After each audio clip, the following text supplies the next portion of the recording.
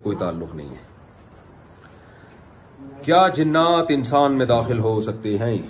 क्या वाकई जिन्नात इंसान के जिस्म में दाखिल होते हैं या ये मन घड़त बातें हैं नौमान सजावल से?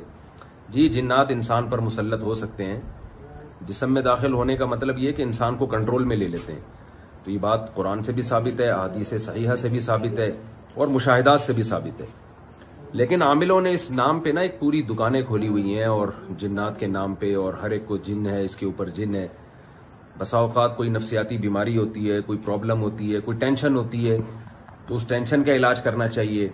और बाज़ दफ़ा कुछ भी नहीं होता, जो पेशेंट जिसको आप मरीज समझ रहे हैं वो ड्रामेबाज होता है। उसको किसी से इश्क हो जाता है। मैंने तो बयान में भी एक वाक़या बयान किया है ना कि एक नौजवान लड़के को जिन आते थे और वो नालायक, वो अरबी भी बोलता था, हालांकि नाज़माबाद का लड़का था। तो लोग हैरान होते, यार ये अरबी बोल रहे हैं। तो वो कहता था ये अरबी जिन है, सऊदी अरब से आया ये।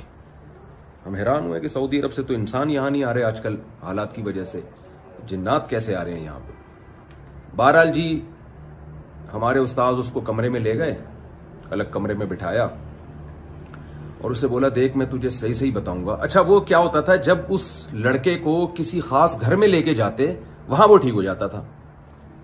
वो कहता यहां कुछ जिन्नात को आने से ना तकलीफ होती है। वो जिन ये कहते थे कि हम यहां नहीं आ सकते।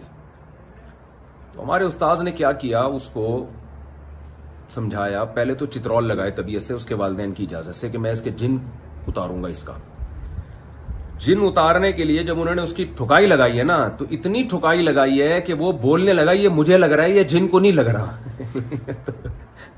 वो ये कहते थे कि मैं जिन को मार रहा हूं। पहले तो जिन चीख रहा था, यानी जो एक्टिंग कर रहा था ना, वो जिन चीख रहा था कि ओ नहीं मारो, मैं नहीं जाऊंगा, मैं यूं करूंगा, मैं यूं करूंगा, और कुछ अरबी भी बोल रहा है। जब ज्यादा इन्होंने ठुकाई लगाई है तो फिर वो कहने लगा ये अल्लाह की कसम मुझे लग रहा है, ये जिन को नहीं लग रहा। उन्होंने कहा नहीं, ये तुझे लग रहा है, ये जिन को लग रहा है, तुझे नहीं लग रहा, ये जिन आया हुआ। कह रहा नहीं आया हुआ जिन, ये मैं हूं। उन्होंने भी तबीयत से उसके धोते रहे उसको। उन्होंने कहा ये जो तूने नाटक किया इतना अरसा, इसका तो इलाज होना चाहिए ना। तो तबीयत से जब उसको धोया है और बार बार वो यही चीखता रहा, अल्लाह की कसम मुझे लग रहा है, ये जिन को नहीं लग रहा। और वो यही कहते रहे नहीं ये जिन को लग रहा है, ये तुझे नहीं लग रहा। वो यानी बजाने भाल ये कहना चाहता था ये जिन को लग रहा है वो चला गया है।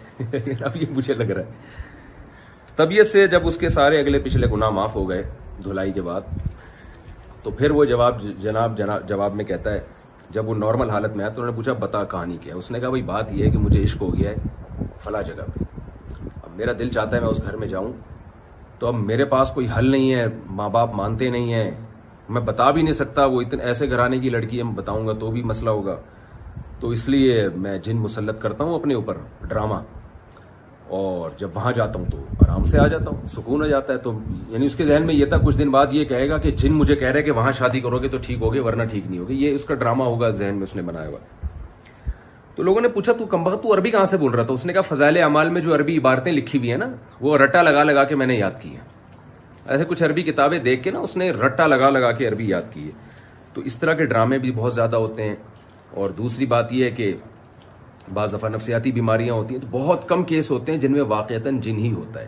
तो जब वाक़यतन जिन होगा तो भी आपने रूहानी आमिलों के पास नहीं जाना या मज़ारों पे नहीं जाना। अगर आप गए तो वक्ती तौर पे आप ठीक होंगे, लेकिन उससे ज़्यादा आप बीमार होंगे बाद में, और फिर ये आपकी नस्लों में ये चीज़ें चलेंगी।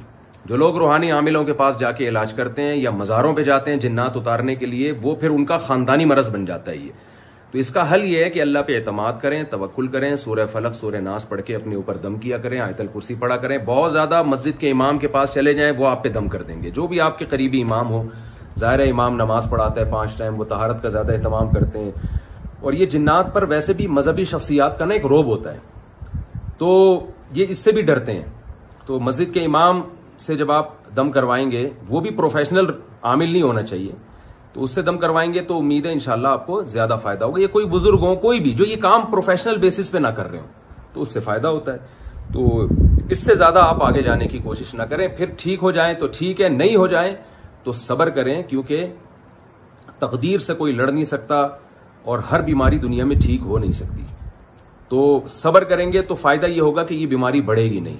अगर आपने ज्यादा इधर उधर जाना शुरू कर दिया तो ये कम नहीं होगी, ये मसला आपके साथ बढ़ेगा। ख़वातीन, अच्छा मैं ये बता दूं कि मैंने बहुत सारे जिन्नात वाले लोगों का अल्हम्दुलिल्लाह इलाज किया है। और उनके जिन्नात और जादू वदू ख़त्म हो गए। लोग मुझे कहते हैं आपने इलाज कैसे किया है? मैंने उनका इलाज छुड़वाया है, और ऐसे कॉन्फिडेंस के साथ छुड़वाया ना कि मैंने कहा मर भी जाओ तो किसी से इलाज के लिए नहीं जाना। और वाकई ऐसा हुआ कि उन पे बहुत बड़ी बड़ी आजमाइशें आईं और बहुत बीमार हुए, लेकिन उन्होंने अज़म किया कि हम किसी के से इलाज नहीं करवाएंगे। और अल्हम्दुलिल्लाह कुछ वक्त के बाद, ज़ाहिर है ये चीज़ें जल्दी ख़त्म नहीं होती, टाइम लगते लगते वो अल्लाह का शुक्र है वो ठीक हो गए। तो मेरा इलाज, मैं दुबई जा रहा था तो मेरे साथ एक साहब बैठे हुए, मुझे कहने लगे मुझे रूहानी इलाज करना है, आप करते हैं? मैंने कहा मैं तो बहुत बेहतरीन इलाज करता हूँ। कह रहे कैसे? मैंने कहा यूट्यूब पे आप मेरा क्लिप सुन लें। उन्होंने कहा क्या है उसमें? मैंने कहा उसका नाम है रूहानी इलाज वालों का इलाज।